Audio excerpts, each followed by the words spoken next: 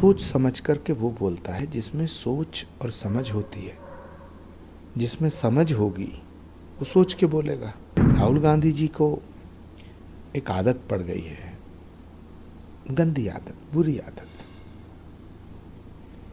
जो नहीं पढ़नी चाहिए थी लेकिन पड़ गई है। उनके जो इर्द गिर्द के लोग हैं उन्होंने उनमें वो आदत डाल दी है। दुनिया में कोई ऐसा नेता नहीं है जो घर के बाहर जाकर अपने घर का फजीता करता हो। अकेले राहुल गांधी ऐसे। ये कर्मों के फल हैं, कांग्रेस पार्टी के पुराने पाप हैं जो कांग्रेस को भुगतने पड़ेंगे। शिवराज सिंह चौहान जी ने बिल्कुल ठीक कहा है कि राहुल गांधी जी नेता प्रतिपक्ष हैं, उन्हें सोच समझ के बोलना चाहिए। लेकिन मैं शिवराज जी से कहना चाहता हूं कि सोच समझ करके वो बोलता है जिसमें सोच और समझ होती है। जिसमें समझ होगी वो सोच के बोलेगा। जिसमें सोच होगी, जिसकी कोई सोच होगी, वो समझदारी की बात करेगा। अब जिसमें ना सोच है ना समझ, वो कैसे सोच समझ के बोलेगा। राहुल गांधी जी को एक आदत पड़ गई है, गंदी आदत, बुरी आदत,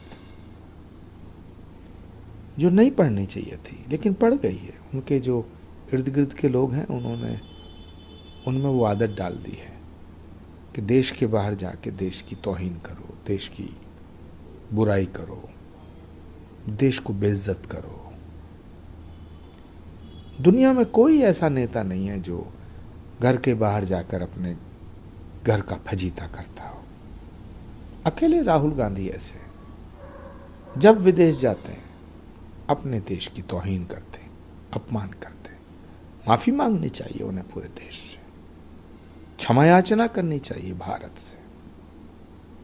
गुरु जी, कांग्रेस के कुछ नेताओं ने कहा है कि अगर मोदी जी विदेश जाते हैं तो उनका जय जयकार की जाती है, राहुल गांधी विदेश जाते हैं तो उनकी बदनामी की जाती है।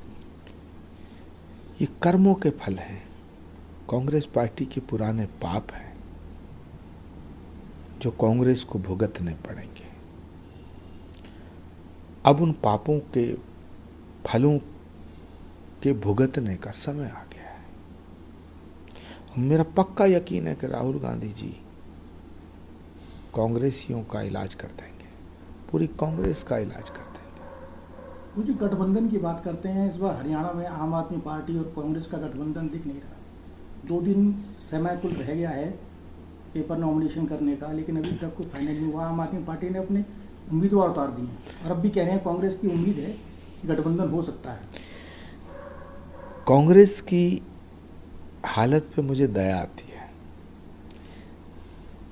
125 साल से ज्यादा पुरानी पार्टी, राष्ट्रीय पार्टी की ये हालत हो गई है कि रीजनल पार्टियों के चौखट पे गठबंधन के लिए गिड़गिड़ाते हैं। अभी भी किसी कांग्रेस के नेता की ये हिम्मत नहीं है कि वो डंके की चोट पे ये बोल दे कि हम गठबंधन नहीं करेंगे। आम आदमी पार्टी ने अच्छा किया, लेकिन सवाल इस बात का है, समाजवादी पार्टी भी चाहती है कि हरियाणा में कुछ सीटें मिलें। समाजवादी पार्टी को अगर सीट हरियाणा में दी जाती हैं तब तो 2027 में कांग्रेस पार्टी को उत्तर प्रदेश में गठबंधन की उम्मीद करनी चाहिए। लेकिन अगर समाजवादी पार्टी को, आम आदमी पार्टी को हरियाणा में कांग्रेस सीट नहीं देगी तो फिर कांग्रेस की हालत दिल्ली में और उत्तर प्रदेश में क्या होगी, ये कहा नहीं जा सकता है। लेकिन अफसोस कि राहुल गांधी जी के नेतृत्व में कांग्रेस आज किस हाल में खड़ी है। जैसे सांप के मुंह में छछूंदर है, ना गठबंधन अंदर को जाता है ना गठबंधन बाहर को जाता है। ये बेमेल निकाह था जो एक झटके में 3 तलाक बोलने से पहले ही खत्म हो गया।